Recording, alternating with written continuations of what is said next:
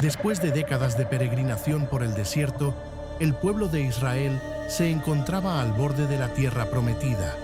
Sus corazones debían estar llenos de esperanza y expectación, pero también de la fatiga de un largo viaje. Se habían establecido en Sittim, un lugar que, sin saberlo, se convertiría en el escenario de una de sus más dolorosas caídas. Era un momento crucial, un punto de inflexión donde la fe y la obediencia serían puestas a prueba de la manera más insidiosa.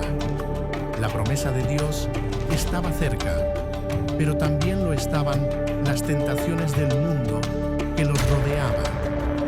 En Sittim, la proximidad con las tribus moabitas y madianitas se hizo evidente, y con esa proximidad llegó una influencia peligrosa.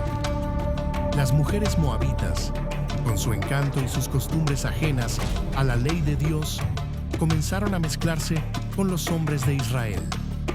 Lo que al principio pudo parecer una interacción inocente, pronto se transformó en algo mucho más profundo y pernicioso. La Biblia nos relata que el pueblo de Israel comenzó a prostituirse con estas mujeres. No era solo un acto físico, era el inicio de una traición espiritual, un desvío del camino que Dios les había trazado. La seducción no se detuvo en la inmoralidad sexual. Las mujeres moabitas, siguiendo las costumbres de su tierra, invitaron a los israelitas a participar en los sacrificios y festividades dedicadas a sus dioses. El dios principal de Moab era Baal de Peor, una deidad asociada a la fertilidad, cuyos ritos a menudo incluían prácticas licenciosas y banquetes. Para los israelitas, que habían sido instruidos en la adoración exclusiva al único Dios verdadero, esta invitación representaba una prueba directa a su lealtad. Sin embargo, la atracción de lo prohibido, la curiosidad y la presión social, o quizás la simple ignorancia de las consecuencias, los llevaron a ceder. Y así, el pueblo de Israel, el pueblo escogido por Dios, comió de los sacrificios ofrecidos a Baal y se postró ante él. Este acto no fue un simple error, fue una apostasía flagrante. Habían roto el primer y más fundamental de los mandamientos: no tendrás dioses ajenos delante de mí. Habían intercambiado la gloria del Dios viviente por la adoración de ídolos mudos y sin poder. La lealtad que habían prometido en el Sinaí se desvanecía en los valles de Moab. La indignación del Señor, su Dios celoso, se encendió contra ellos. Su pacto había sido profanado, y las consecuencias no tardarían en manifestarse. La ira del Señor no era un capricho, sino la justa respuesta a la traición de su pueblo. Dios habló a Moisés con una severidad que reflejaba la gravedad del pecado. Le ordenó: toma a todos los jefes del pueblo y cuélgalos públicamente delante del Señor, para que se aplaque la indignación del Señor contra Israel. Esta era una medida drástica, diseñada para purgar el mal de en medio de la comunidad y para servir como una advertencia aterradora para todos. La santidad de Dios no podía ser profanada impunemente. La vida de los líderes, quienes debían guiar al pueblo en la rectitud, sería el precio de la desobediencia. Moisés, con el corazón apesadumbrado, pero obediente a la voluntad divina, transmitió la orden a los jueces de Israel: cada uno de ustedes matará a aquellos de sus hombres que se sometieron al Baal de Peor, les dijo.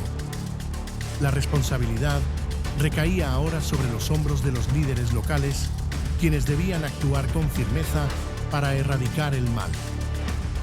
Mientras tanto, una plaga mortal ya había comenzado a extenderse por el campamento, una señal tangible de la ira de Dios.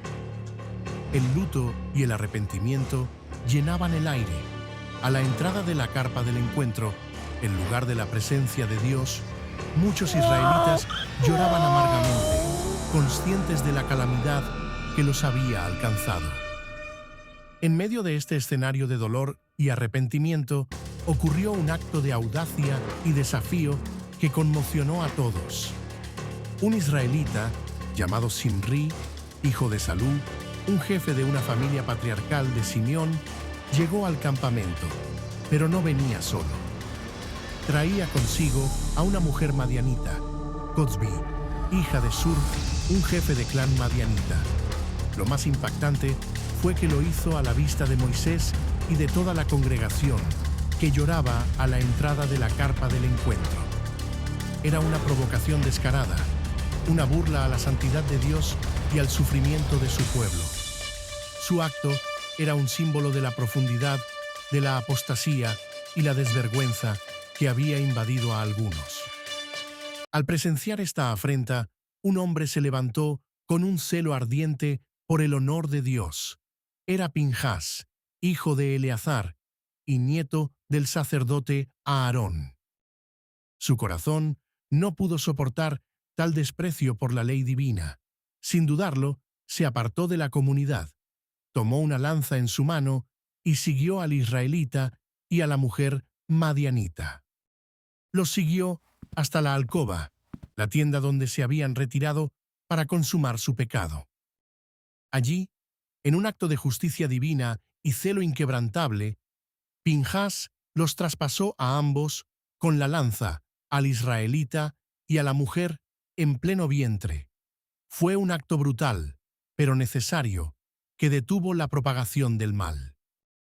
En el instante en que Pinhás ejecutó esta justicia, la plaga que asolaba a los israelitas cesó. Fue una demostración clara de que el celo de Pinhás había aplacado la ira de Dios. La intervención divina fue inmediata y palpable. Sin embargo, el costo de la desobediencia había sido inmenso. 24.000 personas habían muerto a causa de la plaga. Este número escalofriante servía como un recordatorio sombrío de las graves consecuencias de la idolatría y la inmoralidad. La vida de cada uno de ellos era un testimonio del peligro de apartarse del camino de Dios. El Señor, al ver el celo de Pinhás, habló nuevamente a Moisés. Pinhás, hijo de Eleazar, hijo del sacerdote Aarón, ha apartado mi ira de los israelitas, porque ha demostrado en medio de ellos un celo igual al mío. Por eso yo no acabé con los israelitas, dejándome llevar por mis celos. Dios reconoció y honró la acción de Pinhás. Su celo por la santidad de Dios había sido el instrumento para detener la destrucción.